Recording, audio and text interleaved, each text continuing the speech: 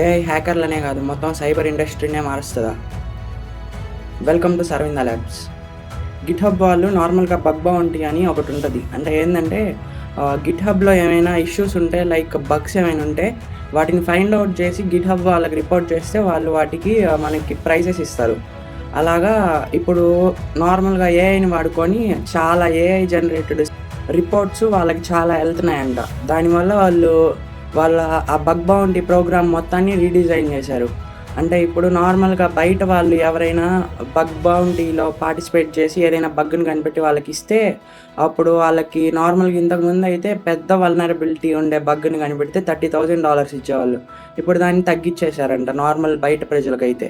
అలా గాకుండా నార్మల్‌గా వాళ్ళు వీఐపీ అని జెప్పి ఒకటి ఉంటదంట. అంటే వాళ్ళ దగ్గరలో ఉండి వాళ్ళ కంపెనీలు లేకపోతే బయట వాళ్ళకి రికగ్నైజేషన్ ఉండే హ్యాకర్లు వీళ్ళని వాళ్ళు ఇన్వైట్ చేస్తారంట.